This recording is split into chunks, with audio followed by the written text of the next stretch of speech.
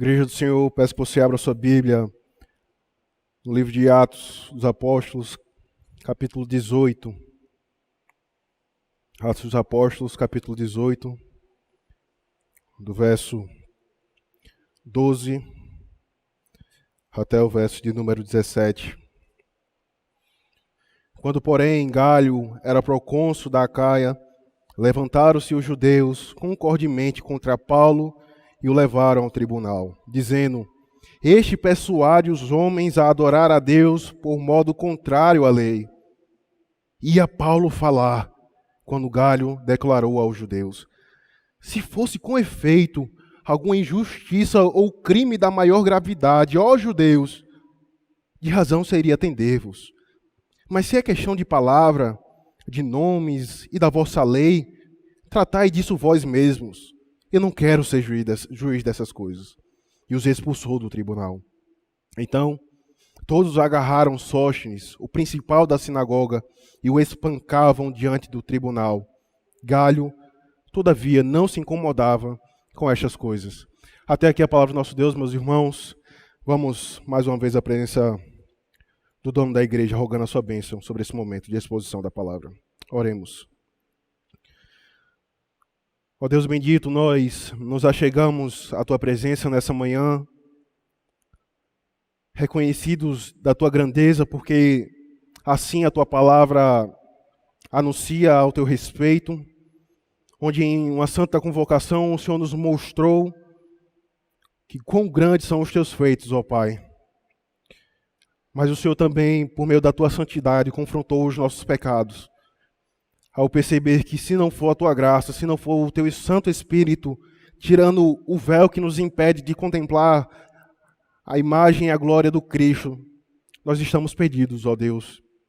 Mas nós te louvamos porque logo após o Senhor nos deu a certeza do perdão dos nossos pecados, ao perceber que aquele véu que outrora nos separava de Ti, agora nos une ao Senhor, nos une à Tua obra.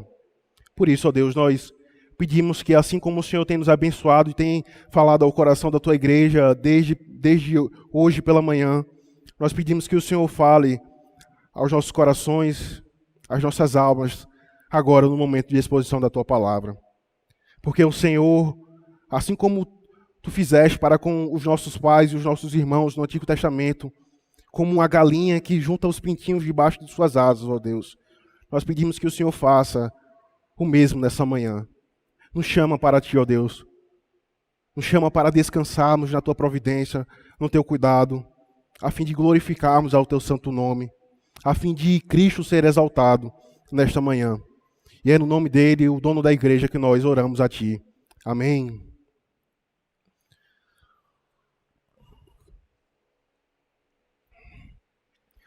O que pode consolar o coração do crente e fazê-lo inabalável mesmo diante das tribulações dessa vida? Certamente nossas vocações, os nossos relacionamentos e até mesmo o estado da nossa saúde podem servir como consolo e alegria para as nossas almas. Mas se tudo isso me for me tirado, o que pode verdadeiramente consolar a alma de um crente, senão a vontade do Senhor revelada em Sua palavra? Porque ainda que o Senhor mate o meu corpo, ainda que Ele envie uma enfermidade para a minha carne, ainda que o meu coração e a minha alma desfaleçam, os meus olhos estarão fitos nas promessas de que todas as coisas cooperam para o bem daqueles que amam ao Senhor. Que em a minha aflição eu posso ver que a Sua graça me basta, que os sofrimentos momentâneos não podem ser comparados com a glória que eu hei de contemplar naquele grande dia.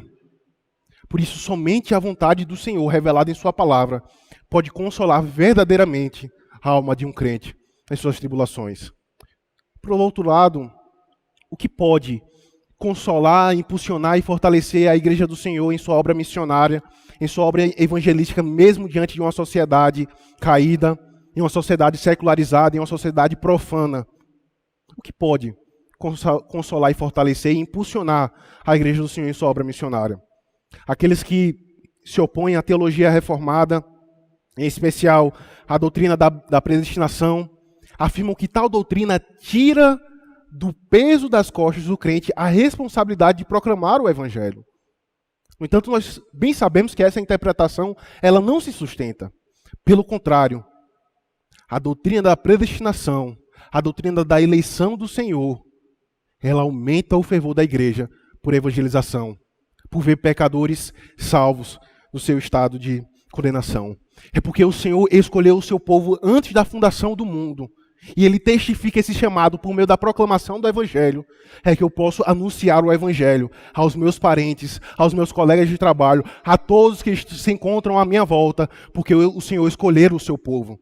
É porque o Senhor escolheu o seu povo, é que eu posso anunciar o Evangelho com ousadia, de um moribundo para alguém que está agonizando, morrendo, para outro moribundo, para alguém que está morrendo, para alguém que está agonizando por causa do seu pecado. E eu espero que o teu coração, meu irmão, sinceramente, não possa estar apenas absorvendo conhecimentos e informações exegéticas do livro de Atos. Mas eu espero que os teus olhos, os olhos da fé, possam se aproximar no texto que foi lido nessa manhã e juntamente com o teu coração se unir aos nossos irmãos no passado e perceber e notar quanto importa sofrer pelo nome de Cristo Jesus. No sermão dessa manhã, meus irmãos, nós veremos essas duas verdades, por assim dizer. Que o Senhor consola os seus servos, como também fortalece a sua igreja, cumprindo as suas promessas, como também abrindo portas para a proclamação do Evangelho. Deus confirma a sua promessa em sua palavra, a sua vontade revelada na sua lei, e isso traz gozo, isso traz consolo para a minha alma. Mas ao mesmo tempo o Senhor na sua providência, porque Ele elegeu o seu povo desde a fundação do mundo, Ele abre os caminhos para a proclamação do Evangelho. É isso que nós veremos nessa manhã. Que Deus consola os seus servos.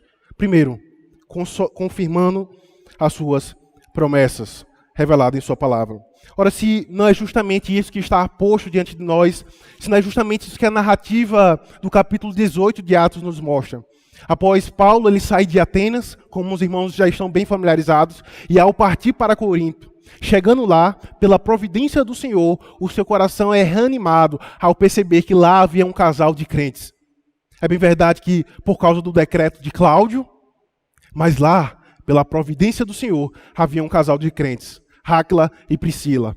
Casal esse que fortaleceram e reanimaram o coração do apóstolo Paulo em sua obra missionária. Agora, Paulo já estando em Corinto, já estabilizado, como de costume, ele vai todos os sábados à sinagoga e prega a Cristo. Não partindo da criação para Cristo, como se estivesse anunciando o evangelho a um gentio, como ele já fez isso no passado. Mas ele parte agora do Antigo Testamento, porque ele está em uma sinagoga, dos tipos e sombras, mostrando para Cristo, como que Cristo é o Cordeiro de Deus prometido, como que Cristo é o verdadeiro templo, como que Cristo ele é aquele Messias que foi anunciado e prometido desde o Antigo Testamento. Era isso que Paulo ele fazia, partindo do Antigo Testamento e anunciando a Cristo aos judeus. Essa era a principal marca do apóstolo Paulo. É por isso então que na sua primeira carta aos Coríntios ele afirma categoricamente, dizendo: eu, meus irmãos, quando eu tive com vós, não usei da minha própria sabedoria, não ostentei um discurso eloquente.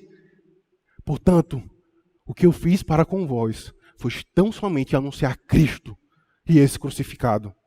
Cristo e esse crucificado. Mas talvez você seja tentado a pensar que o trabalho, o ministério do apóstolo Paulo foi frutífero pelo fato de ele ter obedecido ao Senhor para descer para Corinto e lá ter anunciado o evangelho de Cristo, como ele fez então a partir do verso 5, indo para uma sinagoga e anunciando a Cristo aos judeus. No entanto, o verso 6 do capítulo 18 nos mostra muito claro que aqueles homens eles se opuseram a eles e blasfemaram. Ao ouvir Cristo, ao perceber que Cristo era o Messias prometido desde a fundação do mundo, nos tipos e sombras, eles rejeitaram a Cristo. Isso acontece porque o homem natural, aquele que tem o seu coração embrutecido, o seu coração endurecido pelo seu pecado, e uma vez que o véu está posto, tudo para ele é atraente. Tudo para ele é glorioso, menos Cristo. Menos Cristo é glorioso para os seus corações. Cristo, ele então pregou o evangelho. Paulo então pregou o evangelho, mas eles rejeitaram. Porque Cristo, por natureza, uma vez que é anunciado, ele atrai para si toda a sabedoria, toda a glória do universo, inclusive a sabedoria do Antigo Testamento. É por isso então que aqueles homens negaram a Cristo. E as consequências, meus irmãos, de se negar a Cristo, tanto no passado como nos dias de hoje, é se apoiar em seu próprio sangue, é se apoiar em sua própria justiça, em sua própria sabedoria. É por isso que o apóstolo Paulo vai dizer: sobre a vossa cabeça, o vosso sangue. Eu dele estou limpo. E desde agora vou para os gentios.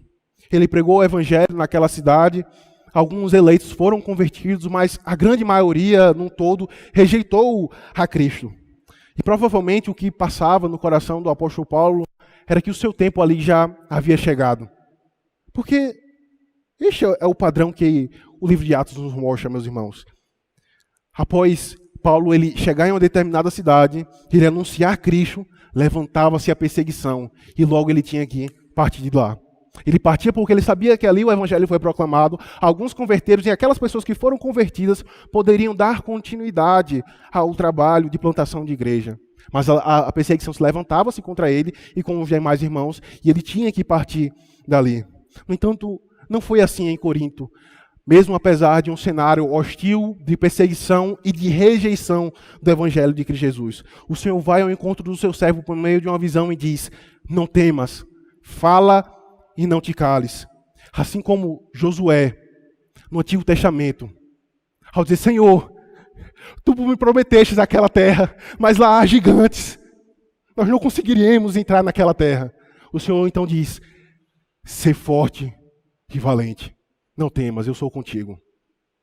Da mesma forma, o apóstolo Paulo, mesmo diante de um cenário de perseguição, de rejeição a Cristo, ele agora precisa descansar na promessa que foi revelada no Antigo Testamento a Josué.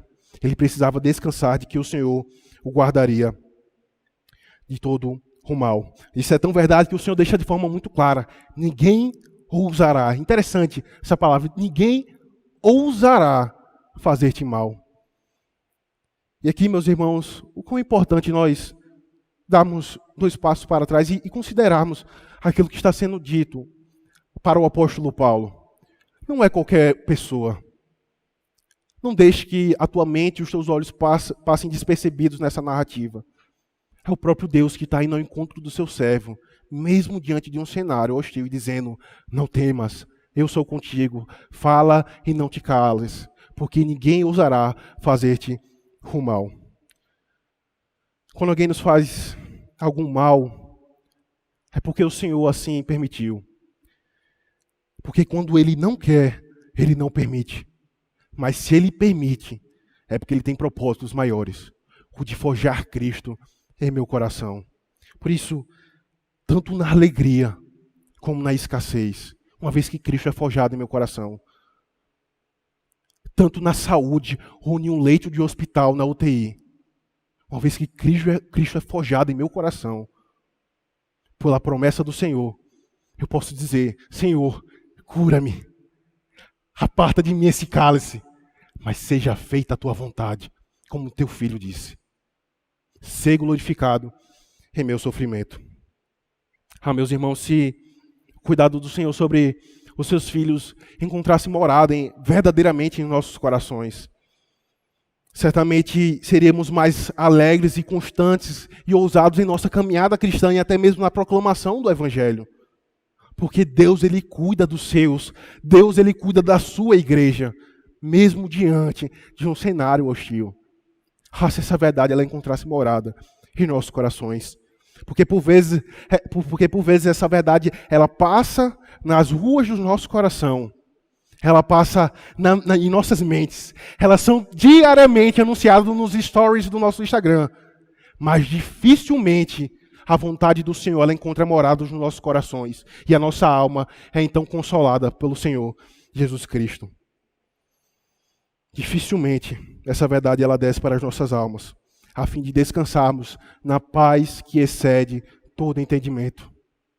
Porque uma vez que a paz que excede todo entendimento, quanto de nós poderíamos dizer: ainda que Satanás se materialize na minha frente, se o Senhor não permitir, ele não fará nada. Mas se o Senhor permitir, Ele pode até matar o meu corpo, como Ele fez com o meu irmão Jó. Mas Ele jamais matará a minha alma e a minha união com Cristo. Quão importante, meus irmãos, nós verdadeiramente descansarmos nessas promessas. Por isso que eu disse, eu espero que o teu coração não esteja apenas absorvendo informações exegéticas do livro de Atos, mas que você verdadeiramente possa descansar na promessa que lhe foi anunciada ao nosso irmão, o apóstolo Paulo, e nos é anunciada até nos dias de hoje, por meio de Cristo Jesus. Essa foi a primeira coisa que nós deveríamos ver nessa manhã. Que Deus, Ele consola a vida dos seus servos, confirmando as suas promessas. Não temas. Qual foi a confirmação? Paulo passou 1 ano e 6 meses em Corinto. E agora, a segunda forma que Deus ele consola a vida dos seus servos é abrindo os caminhos.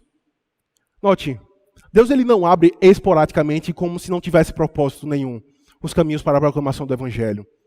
Ele abre porque ali há um eleito do Senhor. E isso, novamente, consolou o coração do apóstolo Paulo e da igreja que se encontrava com ele para proclamar o Evangelho.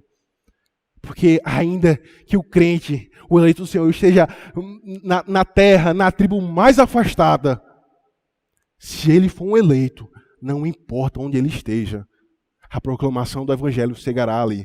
Mas se ele não for, esqueça, aquele homem está perdido e não há esperança. Mas o Senhor consolou a sua igreja, abrindo as portas para a proclamação do Evangelho. E observe o cenário sendo construído, meus irmãos.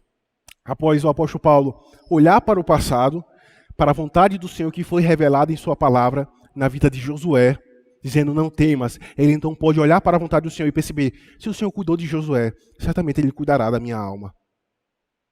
E agora, ao olhar para a doutrina da predestinação, da doutrina da eleição, o apóstolo Paulo pode permanecer 1 ano e 6 meses naquela cidade proclamando o Evangelho. E se explica então o porquê de ele ter sido levado perante Gaio para ser julgado naquele tribunal injusto. Ele permaneceu naquela cidade proclamando o Evangelho, obedecendo à vontade do Senhor, que era permanecer, porque ele havia revelado a sua vontade, mas ele é agora levado, a sua fé agora é testada, ele é levado perante um tribunal injusto para ser julgado por tão somente anunciar Cristo. Ao dizer, judeus, os tipos, sombras e promessas apontam para Cristo. Mas eles se opuseram e blasfemaram e o levaram perante Galho. No entanto, ao lermos o verso 13 que diz, este persuade os homens a adorar a Deus de modo contrário à lei.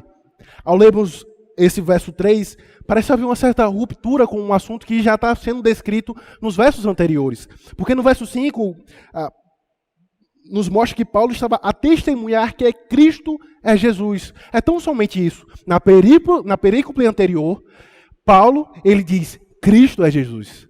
Mas agora o apóstolo Paulo, ele é levado diante dos tribunais e a acusação que é feita ao seu respeito não é que ele estava dizendo que Cristo é Jesus, mas é que ele nos persuade a adorar a Deus de modo contrário à lei. Isso acontece porque Cristo ele não é apenas o salvador do seu povo. Cristo não é apenas Jesus, mas ele é o legislador e Senhor da sua igreja. De modo que a sua vontade e a sua soberania não está apenas sobre a minha alma com o seu sangue, mas o seu senhorio e a sua legislatura está a conduzir a minha vida. A como eu devo tratar o meu próximo, a como eu devo me vestir, a como eu devo cultuar ao Senhor. Ele não é apenas o salvador da sua igreja, como o apóstolo Paulo estava anunciando no verso 5, mas ele é o legislador. E uma vez que o Cristo, como Senhor da sua igreja, é proclamado para o homem natural, isso causa repulsa. Ora, eu entendo e eu desejo esse Cristo que salva a minha alma, mas eu não quero que esse Cristo dite a forma como eu devo adorá-lo, como eu devo viver. E era por isso que o apóstolo Paulo estava sendo levado para ser julgado perante Galho. É por isso que então que Paulo, em sua segunda carta aos Coríntios, irá dizer que até hoje, quando é lido Moisés, no texto que nós lemos hoje, na confrontação dos nossos pecados, o véu está posto. Porque o que Paulo estava fazendo é tão somente, novamente, meus irmãos, mostrando que o Cristo, que é anunciado no Antigo Testamento, esse vocês mataram. Interessante que, se os irmãos notarem o que nós pregamos no capítulo 7 de Atos, Estevão foi julgado por tão somente fazer a mesma coisa que Paulo está fazendo agora. Ele disse, Cristo, ele é a promessa do Antigo Testamento, mas vocês mataram. E agora Paulo faz a mesma coisa. Cristo é a promessa do Antigo Testamento, mas vocês mataram. Paulo estava sendo condenado e julgado por aquilo que anteriormente ele consentiu na morte de Estevão. Estava sendo julgado por aquilo que ele fez com Estevão.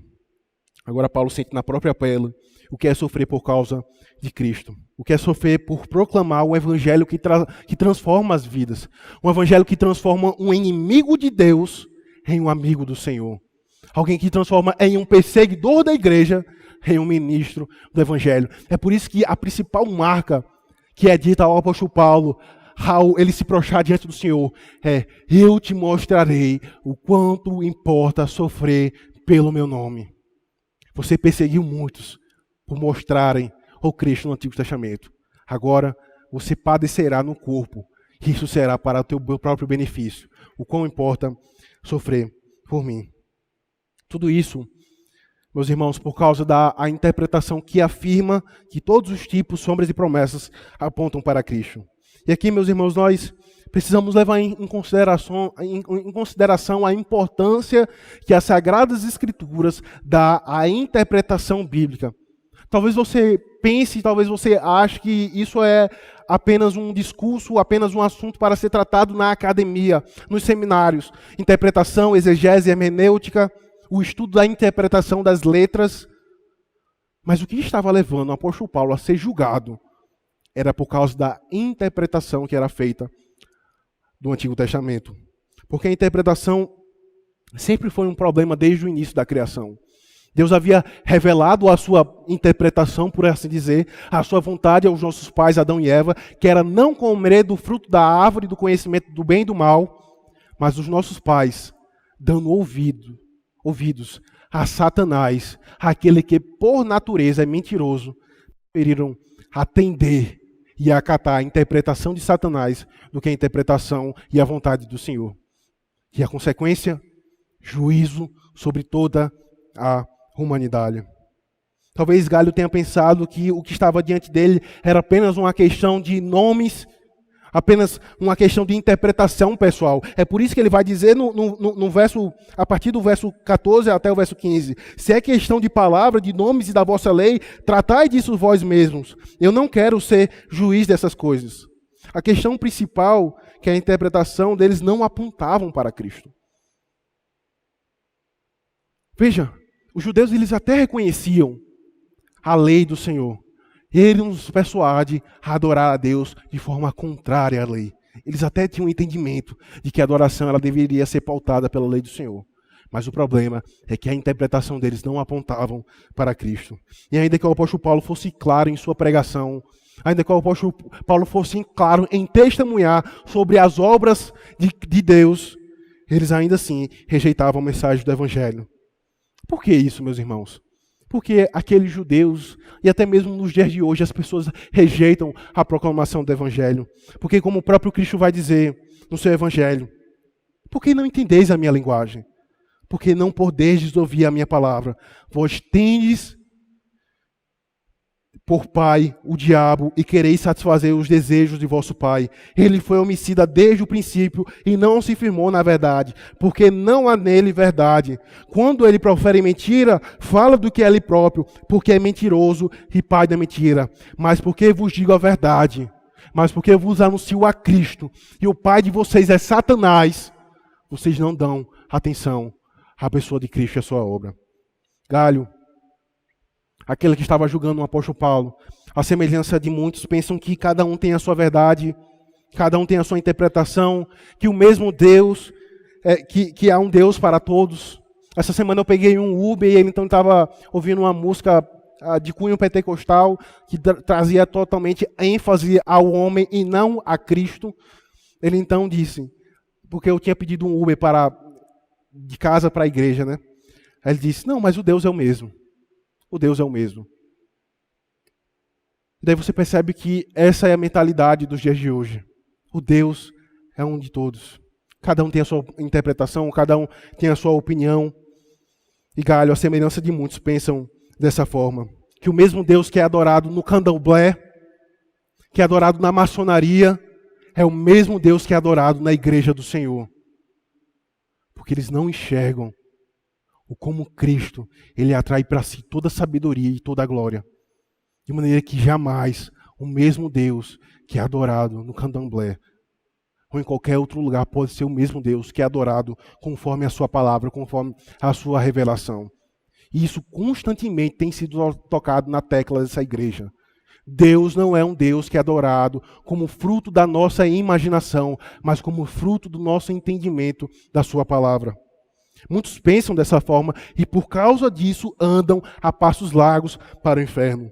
Porque preferem ouvir aos falsos profetas, porque preferem ouvir a homens que não buscam a glória de Cristo, do que ouvir o próprio dono da igreja, o próprio rei, sacerdote e profeta. Como o apóstolo Paulo vai dizer a carta aos Timóteos, eles preferem ouvir aquilo que agrada aos seus ouvidos. Galho, meus irmãos, a semelhança de muitos, não deu o devido peso que as Sagradas Escrituras dá à interpretação. E como consequências, os judeus pegaram Sóstenes e o espancaram diante do tribunal, mostrando para eles, apesar de eles estarem equivocados, que interpretação das Sagradas Escrituras é uma questão de vida e morte. Sabe por que interpretação é algo importante? E que você deve amar as reuniões de oração, porque lá é exposto às Sagradas Escrituras. Sabe por que você deve sair de casa domingo de manhã e à noite para ouvir a voz do Evangelho? Sabe por que você deve amar a EBD? Porque o que está sendo pregado aqui levará a tua alma ou para o céu ou para o inferno. Uma pregação do Evangelho aponta para Cristo e a tua alma é consolada. Uma pregação das Sagradas Escrituras alimenta o teu ego que te condenará, porque você prefere ouvir as interpretações dos profetas de hoje em dia e não ouvir o próprio Cristo. Por fim, meus irmãos, o texto nos mostra como que a vontade do Senhor verdadeiramente consolou o coração de Paulo ao perceber que naquele tribunal nenhum mal lhe foi feito. Perceba, o Senhor diz, não temas, eu sou contigo, fala e não te cales. Ele permaneceu 1 ano e 6 meses em Corinto. E aquilo dali fortaleceu o seu coração. Mas ao chegar, tendo a sua fé testada e provada diante do tribunal, ao perceber no finalzinho da perícope, nenhum mal lhe foi feito. E isso pôde verdadeiramente consolar o seu coração, ao ponto de ter aberto novas portas para proclamar o Evangelho. É por isso que o verso 18, não o texto que está sendo exposto hoje pela manhã, vai dizer, mas Paulo, havendo permanecido ali ainda muitos dias, porque o Senhor, por causa dos seus eleitos, pôde abrir portas para ali o Evangelho ser proclamado. Assim como o Senhor cuidou da sua igreja no Antigo Testamento, meus irmãos, o Israel do Senhor, assim como Ele cuidou dos seus profetas, dos seus apóstolos, nós podemos ter a certeza que o Senhor cuidará de nós. Não há razão, meus irmãos, para temermos as decisões do Estado. Não há razões para temermos as decisões do Estado, dos governadores ímpios e tiranos, uma vez que o próprio dono da igreja, Ele é aquele que está a governar a criação e a guardar a sua igreja até o dia da sua volta. Nós temos de temer o futuro. Você pode sair daquela porta e temer o futuro, o amanhã, se nós tão somente nos esquecermos do que o Senhor fez por nós no passado. Nós só podemos esquecer do que o Senhor, nós só podemos temer o futuro se nos esquecermos do que Deus fez por nós no passado. Porque ao olharmos para o passado, veremos a vontade do Senhor revelada em sua palavra. E isso consolará e fortalecerá o teu coração. Por outro lado, o mundo ainda não foi destruído. E a ira do Senhor não caiu sobre as nações, porque ainda há um eleito do Senhor espalhado pela face da terra. Os irmãos pensam e acham que a cada ano, que a cada século, Deus ele vai elegendo o seu povo. Os seus eleitos foram escolhidos desde a fundação do mundo. E é por isso que a ira do Senhor não caiu sobre as nações. O apóstolo Paulo vai dizer, sobre a vossa cabeça, o vosso sangue. E aqui eu finalizo, meus irmãos. Interessante essa expressão, porque No Antigo Testamento, quando o animal era morto e o sangue era aspergido e derramado sobre a tábua da propiciação, e o povo que estava do lado de fora via o fogo da ira do Senhor descer e consumir aquele sangue, e aquela ira e aquele fogo só não caía na cabeça deles, porque o animal tinha sido morto e o sangue aspergido nas duas tábuas da lei, que estavam no propiciatório. E agora eles rejeitaram a Cristo. E o Apolo diz, sobre o vosso sangue, a vossa cabeça. Isso é importante para que você possa considerar se você realmente está em Cristo. Não se apegue a uma mera religiosidade, a uma fé intelectualizada. Pouco importa se você é confessional, se você é um jovem reformado, se você lê 3 livros por semana, se você não está em Cristo, somente Cristo pode livrá-lo da condenação vindoura. E somente Cristo pode consolar o teu coração. Que o Senhor nos abençoe. Amém.